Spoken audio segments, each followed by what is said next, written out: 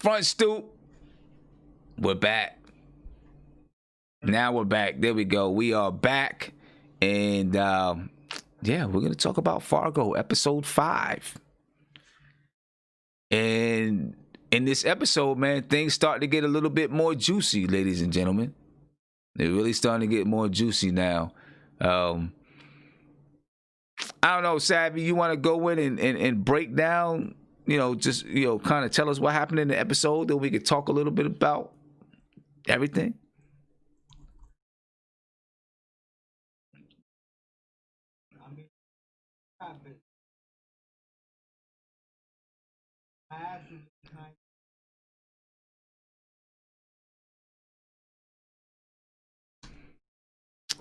It started with, right, there is a police raid on a jazz club where his son is playing. Exactly.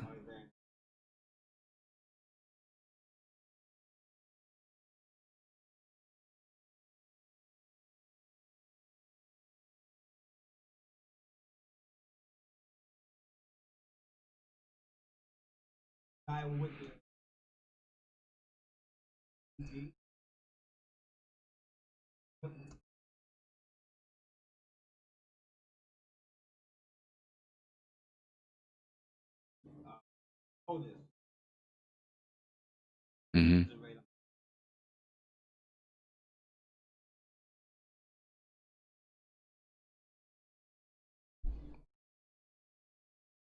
Dang. Can you hear me, folks? Okay, you might have to start over. They can hear you now. My bad. That's my bad. All right, My no bad. problem. Essentially, it starts with a police raid. Otis, the dirty cop who works with the father crime family, is leading a raid on this club and roping up all the black people that they find in that club in order to hurt the operations of the Cannon family, Mm-hmm. the Canyon Limited, and so they yoke up everybody except for Loy, and Loy starts triggering Otis because he starts telling a story about how he knows Otis's time that he spent in the war, and tells this story about his time as a minesweeper Yeah. and how things went for him over there that led to his trauma now. Yeah, because they end up raiding, they raid the club, and then they also raid the Cannon's home base, basically. Exactly. Right? They, So they, the they raid the home Cannons, base. the Cannons are getting raided and just dealing with it. And the father family is feeling like they've got in position and they've got, you know, a safety net essentially, because just like what Josto says to Loy a bit later in that episode, I don't know if you want to go into it now, but essentially, I can do this and I can still go run for president, Mm-hmm. and you can't do this at all, because when they look at you, they see crime. They Right. could vote for me to succeed as a criminal because they see themselves when they see me, and they believe that I'm doing it to better myself and advance. But for you, they just see crime. Right. And so that's why he knows that he can use the police in his war that that he's kicking up against the Cannon family, while the Cannon family has largely just been, sort of laying back, making their assessment of exactly what's going on. Dr. Senator going a long way in making sure that they're aware of things, and then they figure out, hey, there's internal strife. We can sit back and kind of play conservative, but now they're realizing, oh nah, like, we're in danger. Yeah. Yeah. Yeah. And in the meantime, Ethelrita, she's asking questions about her aunt, where her aunt lives from her father, right? Where's my aunt stay? and her friend. And this was what was crazy. And maybe he did it on purpose. I don't know. But he said, maybe I should, it's not something that you need to know. Right? Maybe I don't need to tell you this. And then he tells her. Yeah. Stupid was that. But don't this dude is so dumb. But don't you go around there now? Right. He's naive. Right. You know what I'm saying? It's like, yeah, I'm going to tell you where she is, but don't go there. Right? I mean, that's just, that was just senseless. Doesn't make any sense. Right? And then, clearly, you already know, ladies and gentlemen, that she goes to visit her aunt. Right? And her aunt's kind of telling her, explaining to her the difference between a criminal and an outlaw. A criminal, eventually may end up going straight, where an outlaw just... They don't play the game at all. They don't play the game at all, right? They're against everything and everybody that has to do with your regular civilized society or something. Okay, so, she's with her aunt. She sees the outlaw in her. And she sees the outlaw in her, and that's why her mother doesn't want her around her. And, I'm starting to feel like maybe there's some truth to that, too. There might be a little bit of truth to that. And let's not forget, I always have to remember and keep in context, because it seems like the show is about the Cannon family, when really the show is about her story. I always have to remind myself that the show is about her story. She's telling the story. So somehow, some way, in the end, it has some kind of impact on her life, right? Yeah. Because she's telling the story. I do love her response when her aunt called her the outlaw or whatever, and she said no. And she said her full name, and she said, I'm one of a kind. You know what I mean? Like, yeah, I'm not. Yeah, that's right. I remember that. Yeah, I like that response too. I like that response. She also makes a phone call. Right. Mm-hmm. Yes. The phone call that she made. I don't know who the phone call was to. I think it was to Orietta's job. No. That was a letter she wrote. She's writing a letter or making a phone call, but to Orietta's job, the nurse's job. Mm-hmm. Right? Where she's like, she wrote a letter where she was like, I've worked with her for so many years. She's this, she's that. And in the beginning, before it even starts, you see her in the hospital with a dude moaning and making all kinds of noises. She's banging her head against the wall. This lady got some issues. Yep. Right? And Ethel Reed is... Yeah, she's got some issues. And Ethel Reed is mixed all up in there with Orietta, and of course, what's going on at home with her dad and Lloyd. Yeah. She kind of starts to ask her aunt about what she should do. I don't think she goes into the details of it, but she's like, I know something bad, or somebody that's doing something bad. And because that's how they got into the whole criminal outlaw conversation. She was basically asking her aunt, like, should I tell somebody? Should I report it? Like, what should I do? Right. And she basically like, mind your business. and her aunt may think that she has some of that outlaw in her too, because if you remember when her aunt was, I don't know if she would consider this outlaw, but she hid her aunt. Right, she helped to hide her aunt from the police. So did her mother. Right, and then when her aunt was there, was going to, he's gonna try to shoot the cop. She was telling her, "Nah, don't do it." Blah blah blah. Whatever. Now Gaetano, he's really beginning to, he's starting to wild out for real. You know what I'm saying? He's really starting to just bug out, and he's juicing for power. Like, he wants power so bad and to be in control so bad. You know what I mean? It's clearly starting to bubble over. Yeah, it's starting to bubble over. You see him. Yeah, he's going to, you know, I don't know, some little restaurant or whatever it is to eat. And it was funny, man. He was, you know, dancing and doing all of this stuff, dancing and, you know, to whatever tune, slip, whoop, bang, falls on the ice.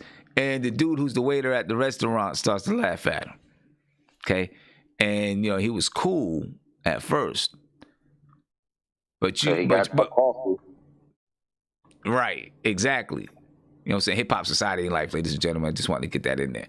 But until you know, they went inside and he got that coffee and he didn't like the coffee, and then all of a sudden, you know, you really see like the craziness come out. You know, the craziness is definitely coming out in him. Gets mad and he shoots the waiter, the guy who's working at the spot. You know what I mean? And the busboy, I think, too. And the bus, yeah, he shoots the waiter and the guy behind the bar or something like that. The guy behind the bar must have owned it or something. And that back in that time, you own the shop, and you work in there. You know what I mean?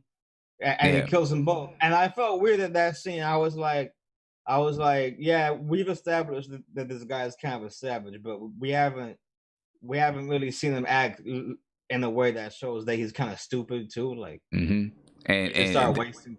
And that right there did. And so like you were saying how Gusto kind of thinks, yeah, you know, we have a lot of control. His brother, to me, I think his brother's going to be the downfall, man, because he's a loose cannon. He's going to do something. I mean, he already did something, right? You know, when he instructed the guys to attack or try to shoot Lloyd's son. You know what I'm saying? That's what really kind of precipitated everything that happened in this episode and really jumped it off. And we've already seen what happens to them when they make the mistake of thinking that they're white and like accepted in the society. A wasp came up and was like, "Well, no, go to that hospital." Exactly. Right? We don't serve your kind, and it's like, clearly, what little impression Gaetano has, he feels like, you know, we're the Italians, we can do whatever we want, right? Because he has his understanding about how things work in America, and now he's just kind of wilding out and feeling like he can't be held accountable because he hasn't seen the brute force that is needed to hold him to account. But now you've got them pushing for these raids, right? You got the U.S. Marshal who has been suspicious of this dirty cop from the beginning, and then you have the brother trying to kill people now. So I feel like it's about to get real complicated and messy. Yeah, it is. It's about to get really complicated and messy because the cop, you know, Doc, right? You know, we know what happens with Doc, but the cop, he goes and he talks to Ethelrita, right? So that he can find out where her aunt is. Loy, because if you remember, Ethelrita's aunt, they robbed Loy. Ethelrita's father owed him however much money. Okay, Ethelrita's aunt robbed Loy, then gave Ethelrita's father the money. His name is Thurman. Gave him the money to pay Loy back. So Loy, he knows this now because if you remember at the end of the last episode, you know, he could smell the throw up on the money from when they robbed him. They threw up on the floor. Yep. So he goes to the Thurman's house and he brings the Italian kid. I was wondering why he brought the Italian kid with him. I don't know why, but he brought him with him. You know what I mean? Which kind of says to me like they're probably starting to bond a little bit. And I feel like they're starting to bond, you know, because you know, like they don't have a big conversation, but in that scene they have a little conversation. I forgot what it's about, but they have a little conversation. And he told the family to get the boy some cake. All right? To get the boy some That's cake. a birthday cake. Made him cut the birthday cake. Yeah. But so they go and he doesn't kill Thurman. Instead, he takes over his business. And you know what's interesting?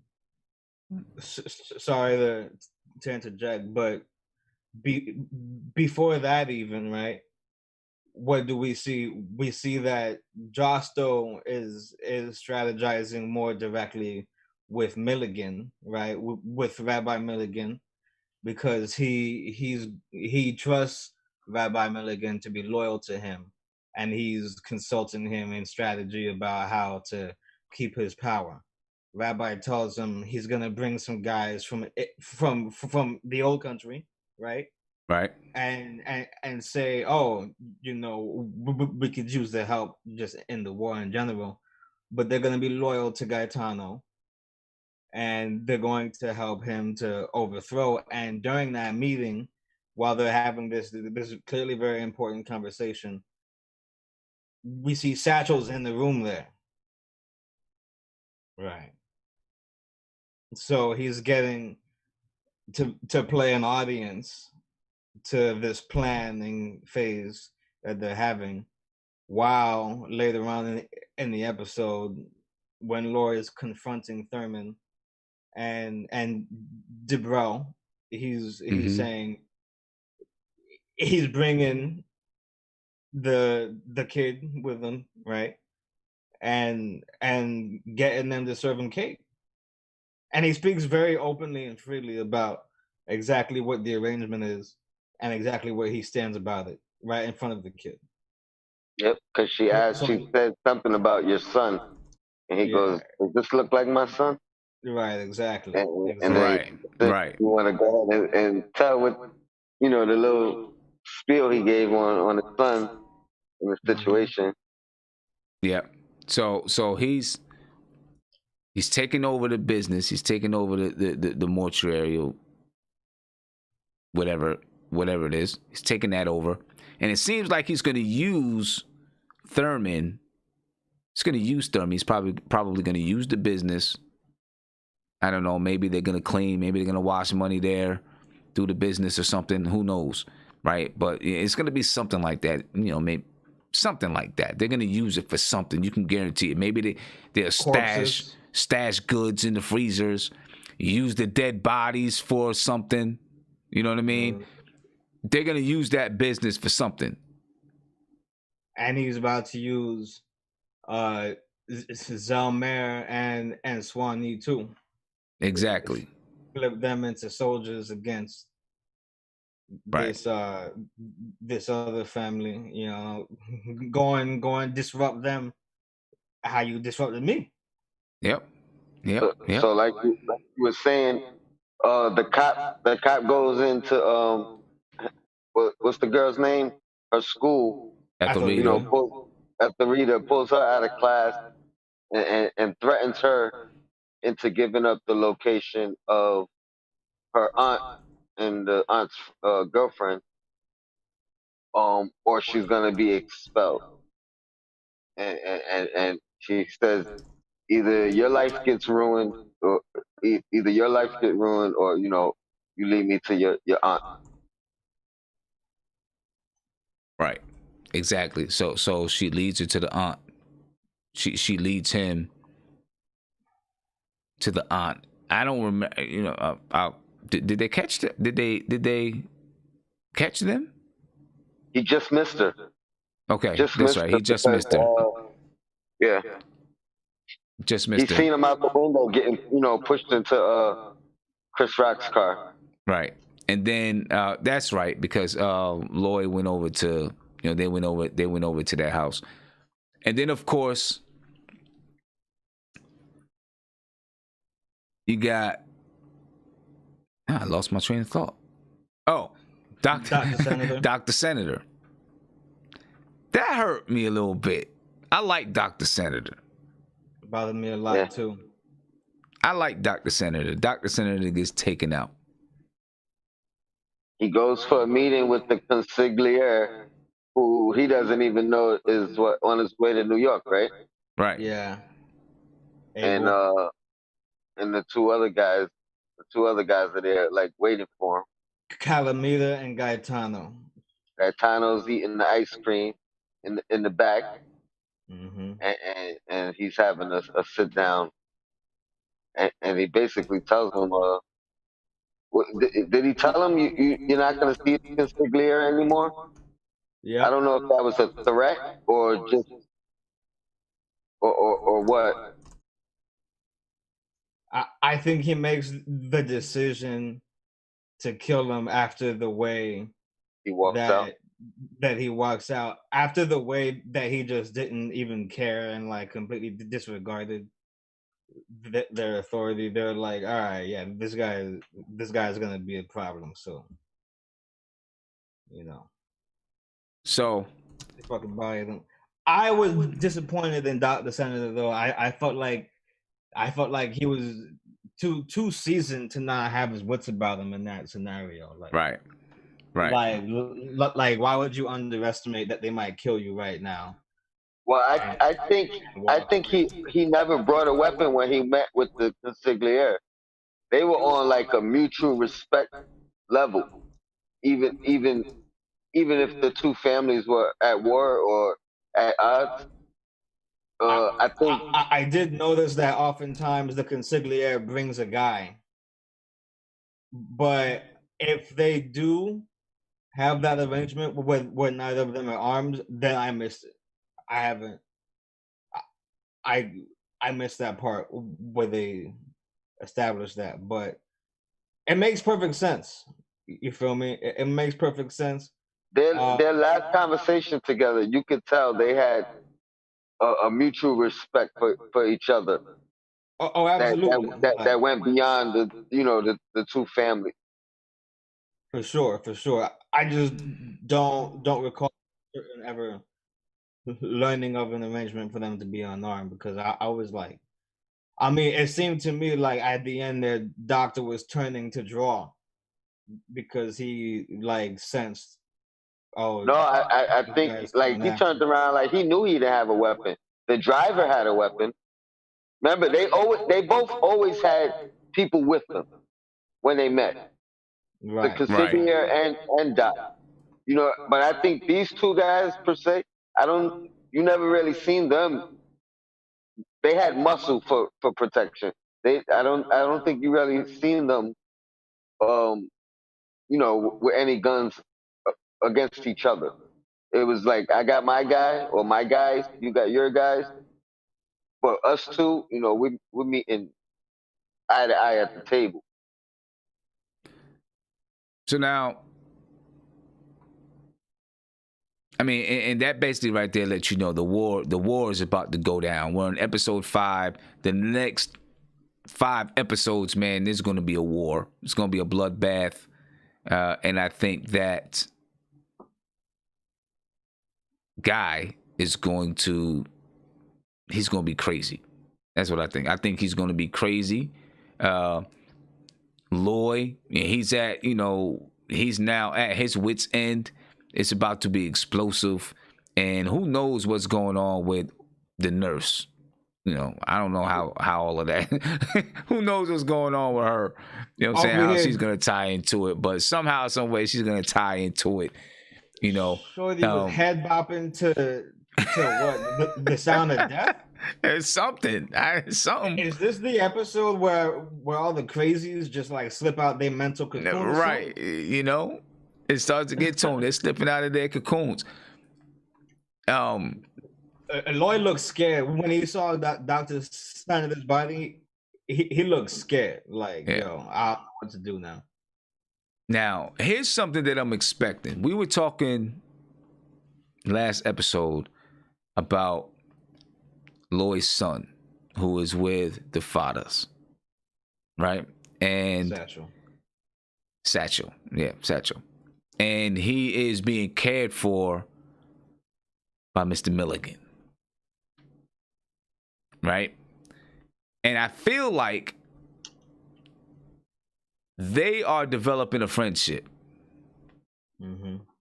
right? I feel like Satchel and Rabbi Milligan are developing a friendship, and we were talking about season 2 Yeah. when there was the black mobster Mike Milligan.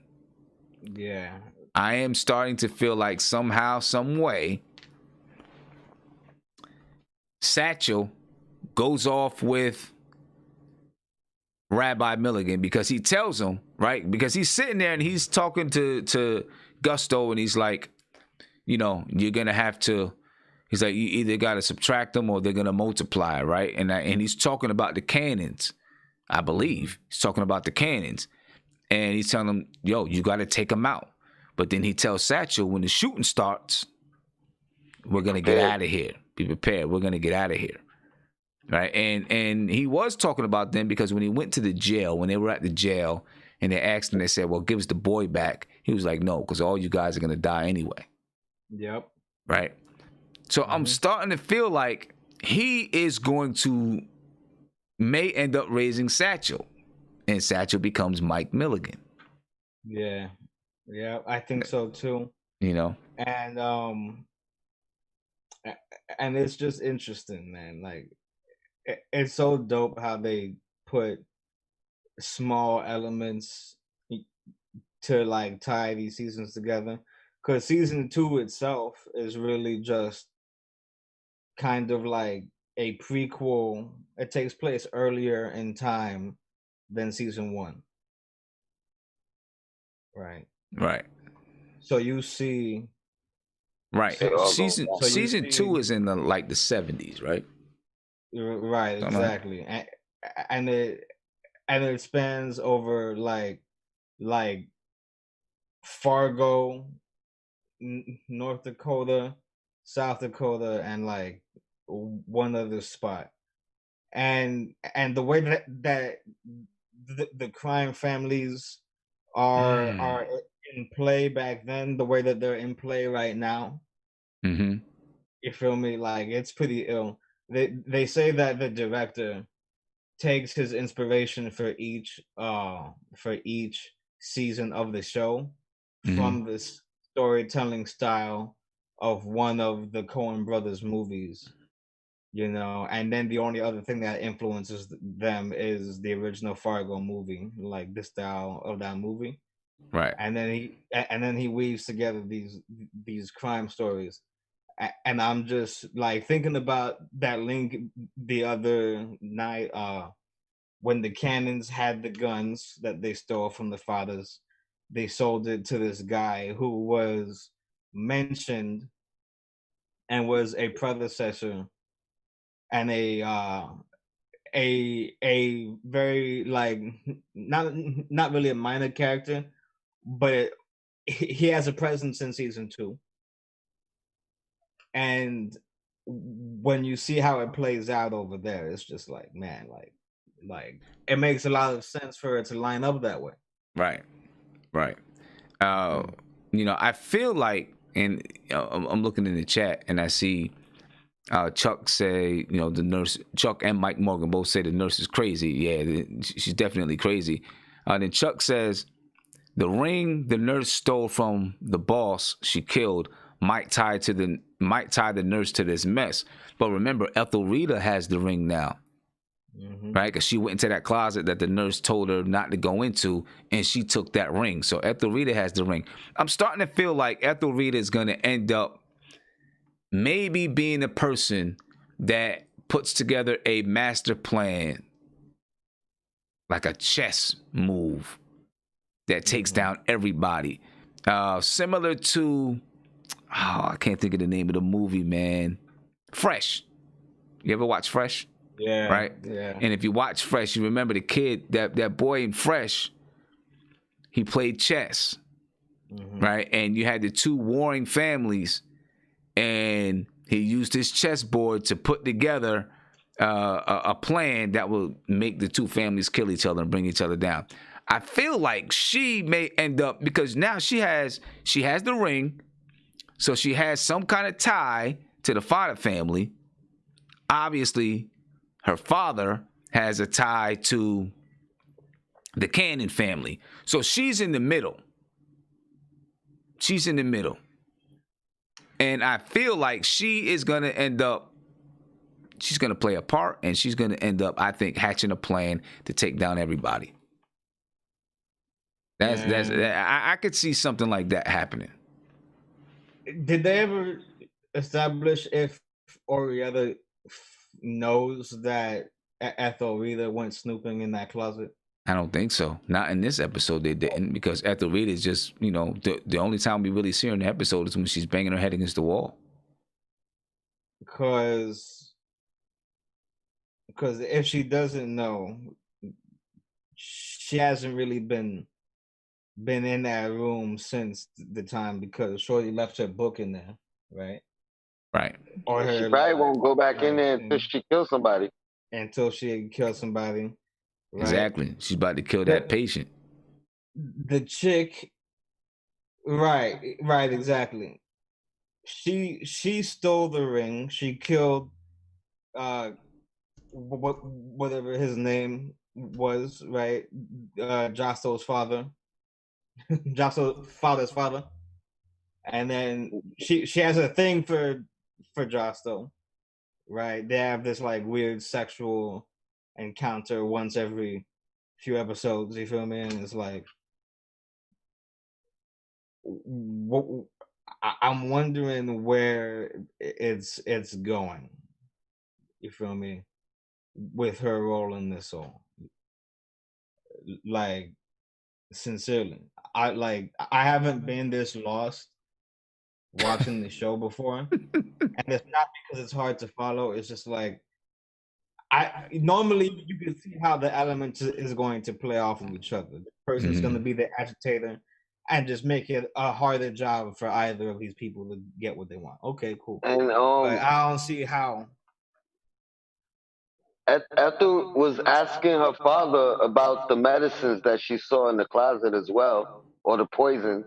Yeah. So I don't know if she gave. I don't. Yeah, he's just super naive because he was kind of brushing it off like, oh, maybe she uses it for this or this or that, you know, making excuses of why she would have that poison. And she's like, well, there was a lot of different poisons in there. Right. And he even says, I'm not sure she should even have that at home. He says she certainly shouldn't have that in the house, and also I'm pretty sure she poisoned that pie she gave her. Pie, yep. And I'm like, so you know that not only did she leave you the pie, but that she poisoned it. That she poisoned it. And you're doing what's actually what about it? Like, yeah. So, oh boy. So that's where we are with it. What do you think's coming up in episode 6? And what do you want to see? You know, what do you think is going to happen, and what do you want to happen, or what do you want to find out at least? Revenge for Dr. Senator. That's happening. Yeah. Because whoever they stole the guns to, he told them to be ready and be ready for a phone call. We're gonna give you these guns at I forgot what price he said, but basically a deal. But when we call, be ready. So they have some reinforcement from the guys that he sold the guns to. So I think it's just gonna be a lot of bloodshed. Do you think? The other day, my daughter had the nerves. Oh, sorry about that. Do you think Josto knew about the hit on Dr. Senator? No. When those two guys are together, I don't think the boss knows what's going on. Well, anything that's going on. I agree. I don't think so either. I don't think he knows. Oh, yeah. So I think there's going to be a power play. Either Josto secures his power, or Gaetano topples Josto, little scrawny ass, and says, "All right, little nigga, like." You know what I mean? I can definitely see that. I can definitely see. I can see a coup d'etat. You know what I'm saying? I can see it going down for real. Okay, and now we're gonna see how how Swanee and Zelmare get used in the mix, especially now that there's bloodshed, right? And it's not just like a foot soldier that got shot. Nah, like that's your man right there. That's your right That's the hand. lieutenant. He still has his right hand. You know what I'm saying? You an eye for an eye. You gotta drop somebody. He doesn't necessarily want to kill Abel, but he wants to kill somebody who's vital to the conflict. Otis whispered in Lloyd's ear in the beginning. He said, "Josto says stay with the deal," and that sounds like a warning. What was the consequences of that warning meant to be? Is it just having your guys in jail? No, I don't think so. Right. You feel me? Yeah, he said. And that's why that meeting would have been important. My thing is, if he sent his consigliere to New York, does he know about those weekly meetings with Dr. Senator? And if he does know about it, then what was he expecting to happen in replacement of Abel? He has to know because he reports, you know what I mean? Like he reports back whatever information is shared. As far as like him not knowing about the hit on his oldest son. Mm-hmm.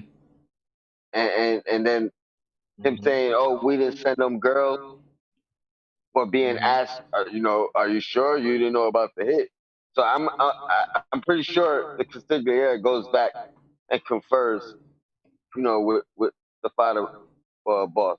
So I want to see if he expected the meeting to be like canceled that day, or what? Like was Calamita supposed to handle that for you, and then he went off on his own and killed Dr. Senator because he was with Gaetano, and Gaetano was like, "Oh, this is an opportunity." No, I want to know that.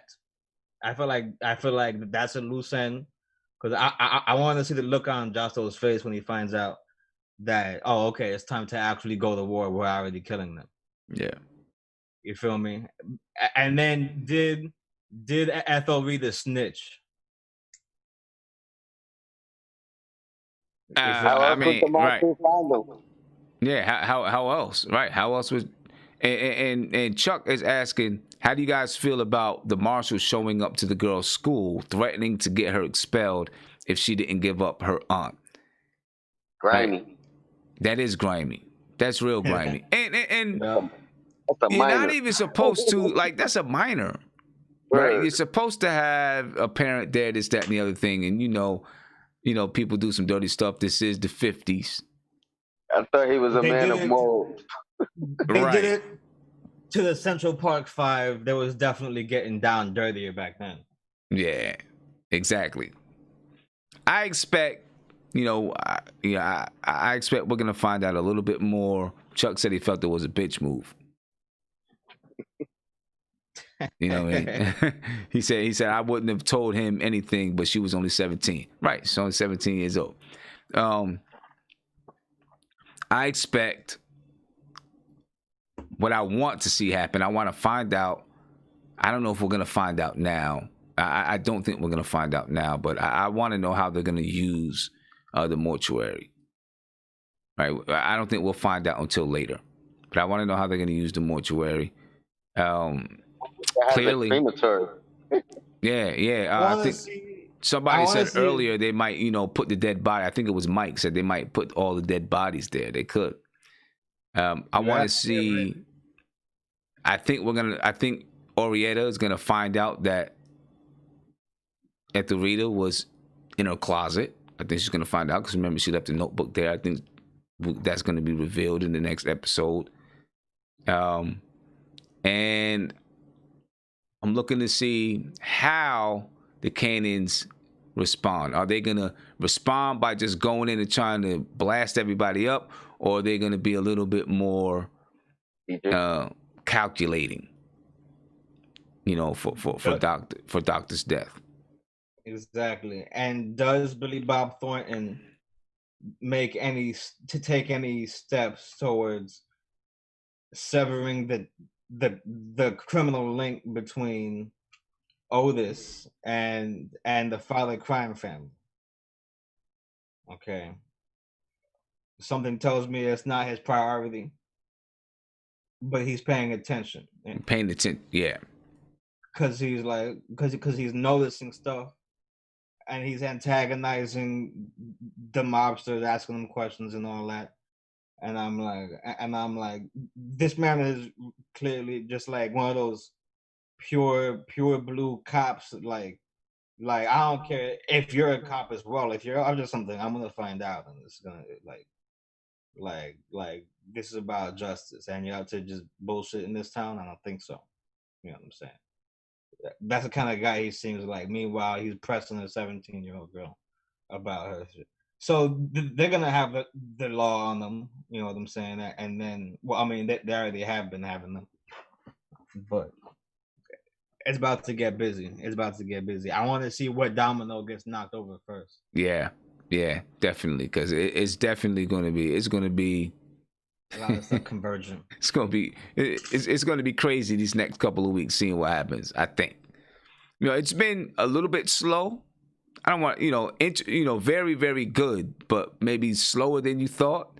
Because it's, people have been really calculating. I think it's going to, now we're going to start to see the bloodshed. I have to say, this season has the smartest, most prepared criminals that I've seen among any season of this show. A lot of the times, it's normally an incident that happens that just kind of sends people spiraling, like people who are not normally doing dirt on a regular basis, being like overwhelmed by the situation. But right now, you got crime families going at it. So. Yep. So they've been protecting their neck up until now. Let's see what happens. We got a lot to look forward to, ladies and gentlemen. Man, I'm heading out of here. Appreciate you guys for joining us, and we'll be back next week, man. Talk about episode 6, fellas. Appreciate you guys. Had an interesting night. Busta Rhymes, Fat Joe, Fargo. It's good. Weekly. Yeah, I mean. Yeah, Hip hop to society and life. That's it. Everything. No doubt about it. Ladies and gentlemen, be peaceful, and I'll see you tomorrow night as we do this Griselda album review. Hip hop. We got 3 albums to review tomorrow night, so that's gonna be dope. All right, be peaceful. Catch you guys tomorrow night, ladies and gentlemen. I'm out. Peace.